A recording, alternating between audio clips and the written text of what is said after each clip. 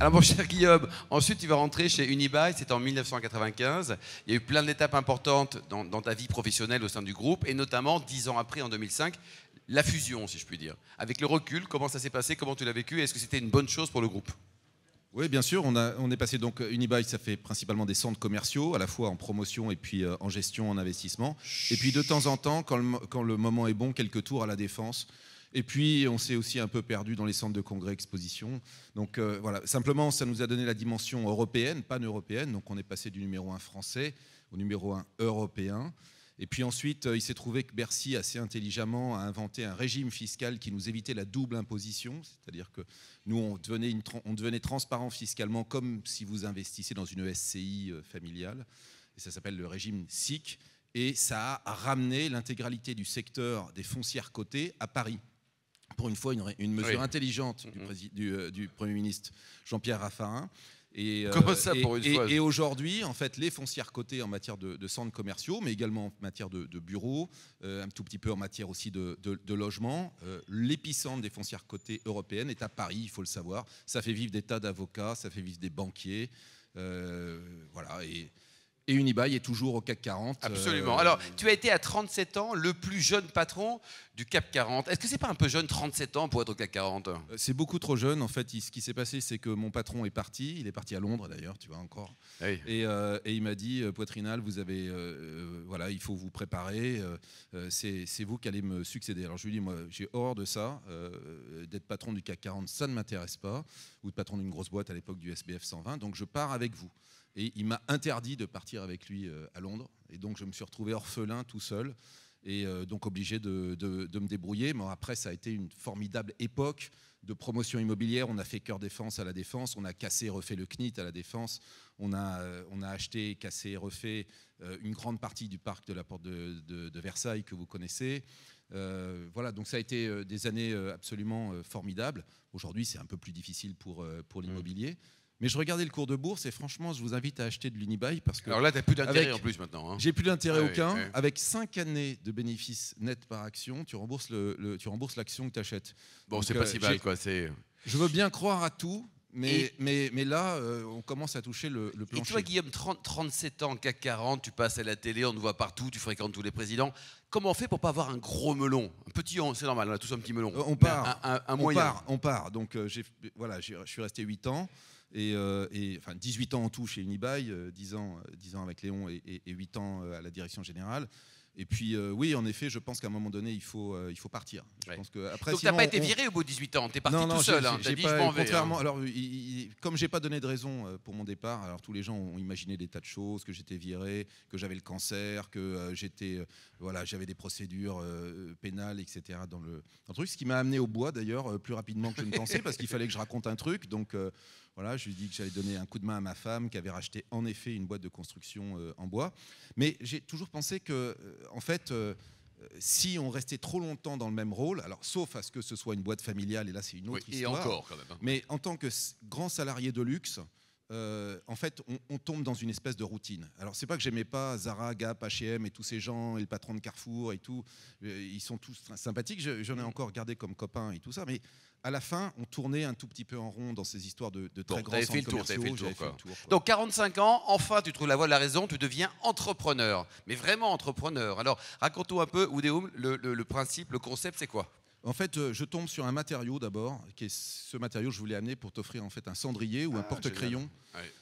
Et ce matériau, en fait, c'est du bois lamellé-collé contre-croisé. Ça nous permet de faire des murs de refend, des murs porteurs, qui vont faire jusqu'à 16 mètres de long, 3 mètres de haut et l'épaisseur dont on a besoin. Et on va remplacer le béton armé. Alors vous allez me dire pourquoi remplacer le béton armé? D'abord, quand on remplace le béton armé par du bois, on passe d'un matériau qui est émetteur de CO2 à un matériau qui est stockeur de CO2, parce que vous l'avez tous appris en classe de 5e, c'est un matériau issu de la photosynthèse. Et donc ça nous permet d'avoir un bilan carbone absolument remarquable. C'est 12 fois plus isolant que le béton. On construit 2 fois plus vite, mais surtout ce matériau nous permet de faire de la hauteur et de la grande hauteur, c'est-à-dire de construire la ville. Jusqu'à présent, on construisait en ossature bois. L'ossature bois, c'est une charpente avec des poteaux et des poutres. Mais au-dessus de 3 étages, ça a tendance à bouger. Il n'y a pas de ce qu'on appelle le contreventement. Je ne sais pas s'il y a des architectes ici, vous expliqueront ce que c'est que le contreventement. Avec des voiles en fait porteurs, nous, on va jusqu'à 17 étages. On a construit 17 étages à Bordeaux. On construit en ce moment 17 étages, donc 52 mètres. Et ça tient, ça tient. Hein. Et ça tient bon. à Lyon. Et puis, en ce moment, enfin, on a en chantier 1200 appartements en région parisienne. Donc ça, c'est la partie Woodéum. Et j'ai recréé très vite après une partie pour faire uniquement des bureaux, parce que c'était plus mon truc. Et donc, je fais des bureaux en bois bas carbone. Et aujourd'hui, on a 300 000 mètres carrés de bureaux en construction en région parisienne. Et donc, on est devenu le premier promoteur de bureaux. Pour le coup, toutes catégories confondues. Donc, on est même devant les promoteurs de bureaux Mais dis-moi, en béton. Guillaume, promouvoir le bois dans un pays qui a inventé le béton, c'est pas facile, non? Non, parce que le béton, pardon, il a été inventé par un type génial, qui est un polytechnicien, M. Vicat, vers les années 1820. Par erreur, dans son garage, il se trompe de formule, il invente le ciment. Et puis ensuite, tout ça part de là. Et puis ensuite, nous, on invente les Français la précontrainte. Et puis aujourd'hui, si vous allez dans une école d'ingénieurs, vous demandez qu'est-ce qu'on enseigne comme matériau de construction, on enseigne évidemment le béton. Le béton est un beau matériau, il permet de faire des tas de choses, mais il a pris une place de monopoleur dans mon métier. Autrefois, on pouvait construire avec de la brique, on construisait avec de la pierre, là, vous voyez, tout autour c'est de la pierre. Un immeuble haussmannien, c'est un mélange de pierre de façade et de solivage en bois. Donc il y a beaucoup de bois dans un immeuble haussmannien. C'est pour ça que d'ailleurs vous entendez les voisins quand ils font la fête. Ah oui, on les c'est entend parce bien. qu'il y a beaucoup de bois et que c'est pas le même bois que nous utilisons. Mais en effet. Bon, par contre, t'arrêtes pas de couper des arbres pour faire du bois, non? Pas terrible, ça, non? Alors, il faut couper. Là, j'ai vu que c'était la soirée où les idées reçues étaient abattues. Donc, nous allons abattre une idée reçue. Une forêt gérée durablement est une forêt utile pour le climat. Vous allez tout de suite le comprendre. Les arbres, quand un arbre pousse, il mange du CO2. Il se nourrit de CO2. Il garde le carbone. Il extrait, il renvoie de l'oxygène dans l'air. Donc c'est formidable de laisser pousser un arbre. Mais les arbres ne poussent pas jusqu'au ciel. Donc au bout d'un certain temps, votre gros arbre, il va prendre beaucoup de place, donc il va empêcher les petits arbres de pousser en dessous, et puis il va tomber. Et là, c'est plus la photosynthèse, c'est la putréfaction qui se met en route, et donc il va s'oxyder. Une grande partie du carbone va se marier avec l'oxygène, et il va devenir émetteur de CO2. Donc notre propos, il est très simple. Dans des forêts qui sont cultivées, nous retirons les arbres qui sont mûrs, donc qui marginalement absorbent peu de CO2, et nous allons en faire des matériaux de construction. En faisant des matériaux de construction, nous créons un piège à carbone. Nous allons protéger ce bois, et nous allons le protéger pour des centaines d'années. Je vous rappelle que la charpente de Notre-Dame, avant qu'elle brûle, elle n'aurait jamais dû brûler, elle avait quasiment 1000 ans. Donc vous créez un piège à carbone, et c'est très efficace en construisant en bois. En plus, vous remplacez le bois, qui est une ressource qui capte du carbone, vous remplacez une ressource émettrice qui est le ciment et Guillaume, il y a une image, le bois, c'est zen. Pourquoi c'est zen? Je me suis aperçu d'un truc, c'est qu'en fait les gens me disaient mais ce qui est formidable, c'est qu'en fait je me sens bien dans le bois. Et là, ici, vous êtes dans un univers largement en bois. Un joli bois ici, hein, c'est un très joli bois, oui. Et je me sens bien en bois. Et alors on a fait des tas d'études, et en fait on pense on ne sait pas pourquoi les gens se sentent bien dans le bois et mieux. Il y a des questions de son. Il y a des questions d'absorption phonique, il y a des questions d'isolation, il y a des questions d'effet de parois chaudes, mais dans toutes les études, y compris des études scientifiques, les gens sont plus relaxés dans des univers en bois, les battements cardiaques sont ralentis, donc c'est formidable, on gagne des années de battements cardiaques dans des univers, pour les cardiologues, mais sinon c'est bien, oui. Mais surtout, vous avez des économies d'énergie qui sont formidables, parce que ce sont des immeubles qui ont peu d'inertie. Donc on les chauffe très facilement, et ça tout le monde le sait. Si vous allez dans des chalets, est-ce que ça coûte plus cher? Ça coûte plus cher ou pas? Ça coûte 50 à 70 € plus cher, et nous sommes en train de réduire, parce que là pour le coup on est maintenant, on est 110 dans cette maison. Je voulais pas avoir plus de 110 salariés, maintenant on est 110. On a 60 ingénieurs dont le métier c'est d'industrialiser en fait ces productions, de baisser les coûts. Évidemment, de négocier au mieux nos approvisionnements et de gagner en rapidité sur les chantiers, parce que ça nous permet, comme les matériaux sont préfabriqués, le problème du béton, c'est qu'en fait, il faut que ça prenne. Il faut attendre que le béton prenne pour pouvoir s'élever. Là, nous, notre matériau, il arrive, il est façonné en usine, ajusté au millimètre, et ça nous permet d'aller 2 fois plus vite sur le gros œuvre des chantiers. Donc, c'est considérable. Guillaume, tout ce qui est prix des matières premières qui explosent, coût d'énergie, tout ça, dans tes métiers, ça ne doit pas être facile. Au début, moi, j'ai toujours été très inquiet de la préfabrication sur la garantie de prix. Donc, j'ai signé un master contrat avec Stora Enso, qui est le numéro 1 mondial de la production de ça, et qui nous garantit en fait des prix, donc on n'est pas inquiété par l'inflation des prix. Mais cette inflation, les amis, elle touche de toute façon tous les matériaux hein, à égalité. Pour faire du béton, il faut beaucoup d'énergie, comme vous le savez, énormément d'énergie. Voilà. Et donc de toute façon, le béton aussi est plus cher. Et nous sommes rentrés dans une phase probablement d'inflation. Au fur et à mesure, on va faire attention à nos émissions. Au fur et à mesure, on va essayer d'être plus écologique. Et tu es numéro 1 français aujourd'hui, Guillaume? Numéro 1 français de tout ce qui est notamment dans l'immobilier entreprise? Alors sur le résidentiel, c'est Nexity qui est le numéro 1 du bois, donc ils font un petit peu plus. On les salue, voilà.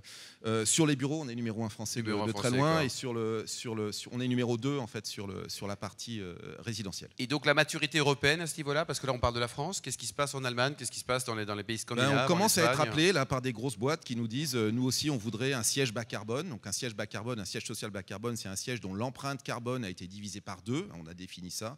C'est au niveau d'une association qui s'appelle Bâtiment Bas Carbone. Et on commence à être appelé. Là, on travaille au Luxembourg, on va travailler en Hollande. Donc voilà, oui, je pense qu'on est à l'aube d'une révolution sur les matériaux de construction. Et je pense qu'on maîtrise bien le sujet. Alors, ce livre, publié chez Stock, hein, pour en finir avec l'Apocalypse, une écologie de l'action. Combien ça coûte d'ailleurs? Combien ça coûte ton bouquin? Comment? Il coûte combien dans le livre? 19,50 €, c'est marqué. C'est pas beau d'être vieux. Alors, tu parles de quoi? Non, en fait, j'ai écrit ce bouquin qui est un peu un coup de gueule quand j'en avais assez du décroissantisme. Donc, tous les gens expliquaient que la solution, en fait, pour sauver la planète, pour limiter les émissions de CO2, c'était la décroissance. Donc, vous allez tous retourner dans la caverne. Et puis, une fois que vous serez dans la caverne, tout ira bien et les gens seront très heureux. Tout le monde a Beauval. Et en plus, évidemment, on vous raconte que vous n'aurez plus besoin de travailler parce que dans le monde de demain, voilà, la retraite à 64 ans, t'es pour ou pas? Oui, bien sûr. Non, mais il faut 65 ? Oui, je pense surtout qu'il ne faut pas un âge limite. Je pense qu'il faut des durées de cotisation. Ouais. Et je pense que ça aurait été plus simple d'exprimer le sujet en durée de cotisation et qui, en effet, doivent s'ajuster pour que les régimes soient équilibrés. Et il faut de la capitalisation. Ça nous manque énormément. Pour moi qui ai travaillé en Hollande, je peux vous dire qu'il n'y a pas de sujet de retraite en Hollande. Donc, c'est tout simplement parce qu'il y a un minimum social et qu'ensuite, les gens épargnent à travers des régimes. On revient au livre. Oui. Donc ton livre, qu'est-ce qu'on trouve comme idée, comme problématique, comme sujet, Guillaume? Donc c'est assez simple. J'explique que de toute façon, seule la croissance pourra nous sauver. Pourquoi? Parce que la décroissance, la pauvreté, les pays pauvres sont les pays qui s'occupent le moins de l'environnement. Donc quand vous avez besoin de vous battre pour vous chauffer, etc. Je prends l'exemple de la forêt de Madagascar. La forêt de Madagascar, elle n'a pas été déforestée par des multinationales, elle a été déforestée par la population qui a besoin de se chauffer en hiver, qui a besoin de faire fonctionner les fours, etc. Donc très clairement, il faut de la richesse pour passer au monde décarboné, et d'autant plus de richesse qu'en fait, il va falloir énormément investir. C'est-à-dire, si demain, je vous dis, on va faire tout avec des matériaux biosourcés, et c'est possible, vous pouvez vous vêtir en matériaux biosourcés. Hein. Ici, je vois des vêtements synthétiques. Vous avez déjà des vêtements en coton, qu'ici, c'est déjà pas si mal. Mais demain, nous aurons des vêtements en lin, nous aurons des vêtements en chanvre, et nous abandonnerons progressivement les vêtements synthétiques qui sont très polluants. Donc, tout est possible, mais il faut de l'investissement. L'autre chose que je dis, c'est que contrairement à ce que raconte mon camarade Jean-Marc Jancovici, que j'aime beaucoup et qui a fait nos premières analyses d'empreinte carbone des bâtiments, en fait, nous avons un découplage, c'est-à-dire le gramme de CO2 par dollar de PIB a été divisé par 2 en Europe depuis 30 ans. Simplement, le PIB a augmenté plus vite qu'on a décarboné ce dollar de PIB, si vous voulez. Et du coup, en fait, on arrive à augmenter malgré tout très légèrement l'empreinte carbone des Européens. Mais il est possible, à travers l'innovation, vous voyez ici, vous êtes éclairé par des LED, si on était resté à l'incandescence, la consommation ce soir, ça serait x10. Oui. Donc on est tous capables de réduire nos consommations. Le tout, c'est de pouvoir, et je sais que le temps tourne, le tout, c'est de pouvoir mesurer. Et la chose essentielle que je propose, c'est un étiquetage carbone, de l'empreinte carbone, en fait, de tous les produits que vous pouvez acheter, de tous les services que vous pouvez acheter. Aujourd'hui, vous avez le choix. Vous allez à la supérette là, ou chez Carrefour Express, vous pouvez acheter une tongue fabriquée en Chine avec des hydrocarbures issus d'Arabie Saoudite. Vous voyez un tout petit peu le parcours et l'empreinte carbone de cette tongue. Je vous rappelle qu'en Chine, l'électricité, c'est du charbon. En Allemagne aussi, non ? Et en Allemagne aussi, j'arrive avec l'Allemagne. Et puis, vous pouvez acheter une paire d'espadrilles fabriquées en Vendée avec du chanvre, éventuellement du lin, Par des Vendéens. avec une énergie nucléaire, par des Vendéens. Mm. Le rapport, en fait, le poids carbone de l'un et l'autre objet est probablement de 1 à 100. Je n'ai pas fait le calcul exact, mais il y a une différence absolument considérable. Qui le sait ici? Qui le sait? Donc on va vous emmerder, on va vous dire faut plus partir, faut plus prendre l'avion, faut plus prendre le truc et ça. On ne vous donne pas l'information. Vous pouvez acheter une voiture électrique fabriquée à Sochaux avec de l'énergie nucléaire sans carbone.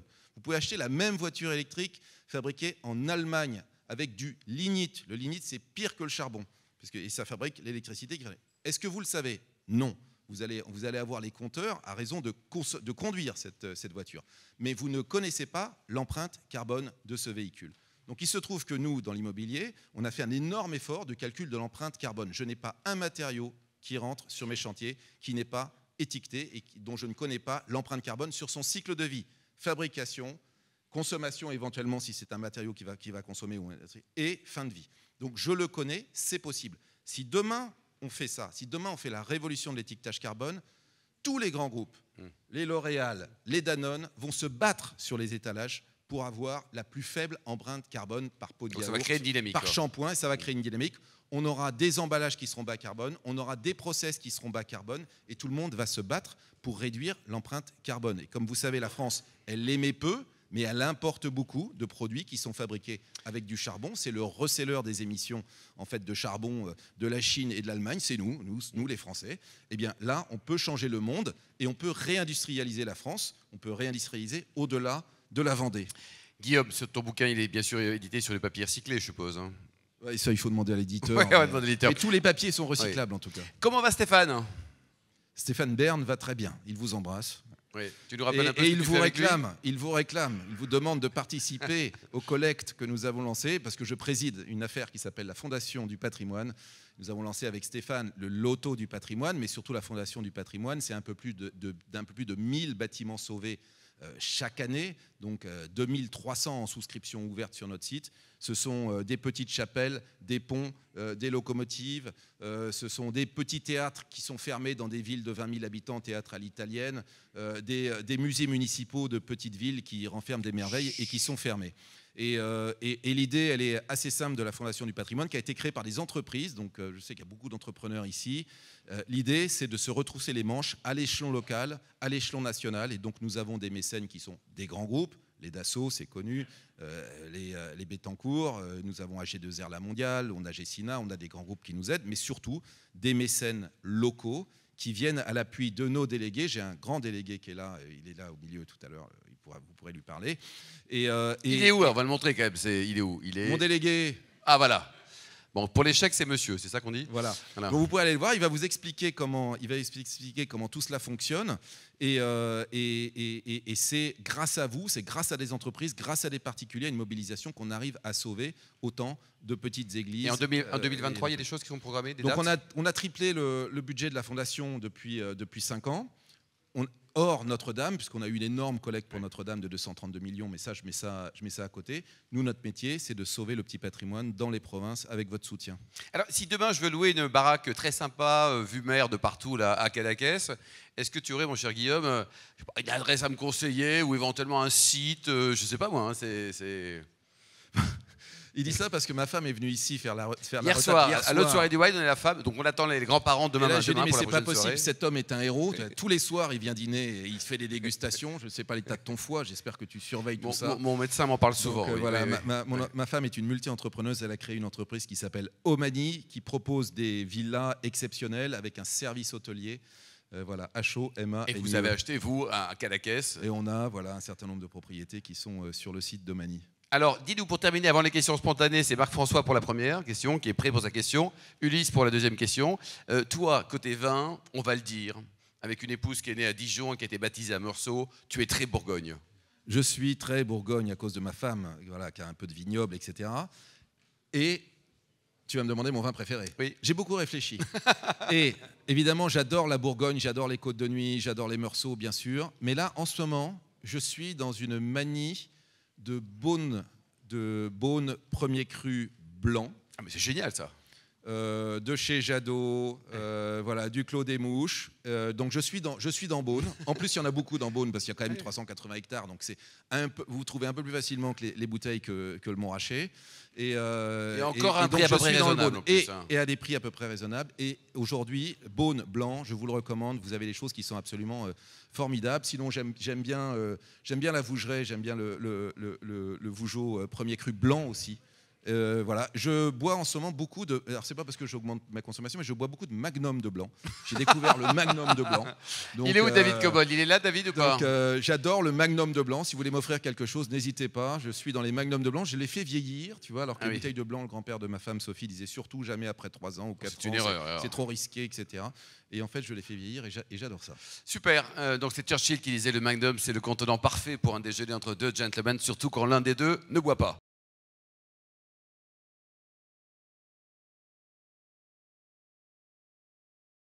Alors moi je me suis occupé. Après ce sera Mathieu. Je me suis occupé un tout petit peu de complexité administrative avec Thierry Mandon, le choc de simplification, etc. Et je peux vous dire qu'en France, pour faire passer un petit article de loi qui dit, à côté des, vous savez sur les pots de confiture, vous avez les calories. Bon, ça c'est un décret d'ailleurs.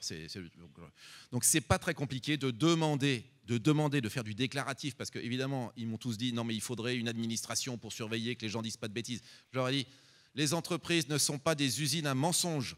Donc si vous demandez à un entrepreneur de mettre l'empreinte carbone de son produit, il va le calculer sérieusement aujourd'hui et il ne va pas s'amuser à raconter des histoires. Il essaiera d'arranger les choses. Oui. D'accord. Mes amis de Lafarge disent que le sable vient de 30 km d'ici. Bon, okay, je leur en veux pas. Non, ils sont suisses, mais peu importe. Mais ils ne mentent pas. Donc je pense qu'il faut un régime déclaratif, simple. Et franchement, la France a tout à gagner là-dedans. Nous sommes le pays du bas carbone pour 3 choses. 1, le nucléaire. 2, l'agriculture. 3, la forêt. Agriculture et forêt, vous l'avez compris, c'est la photosynthèse. Donc ça produit des matériaux qui sont naturellement bas carbone ou à empreinte carbone inversée. Et le nucléaire, ça émet rien du tout. Donc à un moment donné, il faut arrêter de se tirer une balle dans le pied, de continuer à signer des accords débiles avec les uns et les autres, expliquer qu'il faut du Nutri-Score, démultiplier les objectifs, aller nous demander à nous promoteurs de faire des hôtels à oiseaux, d'aller faire... Franchement, les espèces rares, j'ai vu tout à l'heure, elles étaient bien défendues par les invités. Oui, donc moi j'en ai marre de faire des hôtels à oiseaux, des trucs à insectes, des trucs à Nanterre, là. Donc, il y a un moment donné, il faut arrêter. Il y a un problème pour la planète. Le problème pour la planète, c'est l'empreinte carbone. Il faut tous qu'on baisse notre empreinte carbone. Et c'est possible.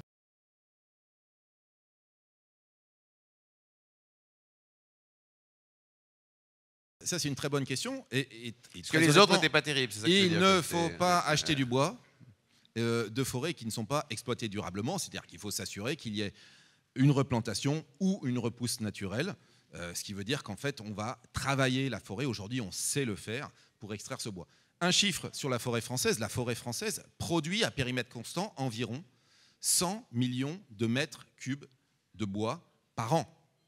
Donc, ça, à périmètre constant. Donc, c'est notre pouce, si vous voulez, hein, comme si on avait une récolte. Donc, le récoltable, c'est 100 millions de mètres cubes.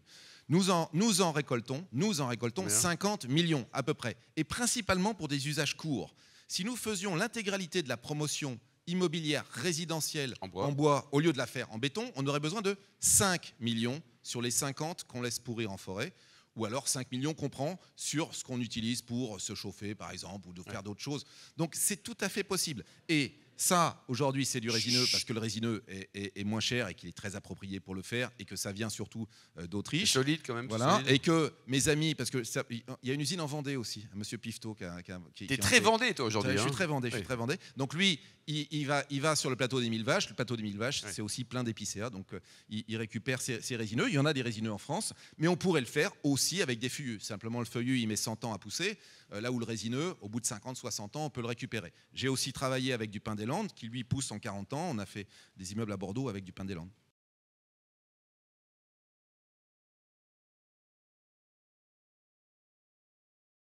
Oui, absolument. Donc je me bats dans une association qui s'appelle Bâtiment Bas Carbone. Je fais beaucoup de formations. J'interviens auprès des architectes, auprès de l'Ordre national des architectes. Moi, j'ai eu aucun problème à convertir Jean-Michel Villemotte, Jean-Marie Dutilleul, Jean-Paul Viguier. Ils ont construit pour moi aujourd'hui. Denis Vallode encore l'autre jour. Donc c'est bien ça aussi. Et tout de suite, je me suis dit, je vais pas réussir tout seul. Donc entreprise de construction de mon premier chantier, Eiffage, entreprise de construction de mon deuxième chantier, Bouygues. Voilà. Et puis après, je fais bosser Vinci. Donc moi, je suis promoteur et je pense que c'est uniquement un effort de place qui va permettre de conduire cette révolution. Cette révolution, je dois rendre hommage en fait aux politiques quand même malgré tout, puisqu'ils ont fait évoluer cette débilité qui était la RT 2012. RT 2012, c'est le kilowattheure au mètre carré, et ils ont rajouté le CO2 au mètre carré sur l'empreinte, sur le cycle de vie, et ça s'appelle la RE 2020, et c'est la future réglementation. Donc de toute façon, les architectes, ils vont devoir s'y mettre. Bien, 19,50 € à ne pas louper. On applaudit chaleureusement.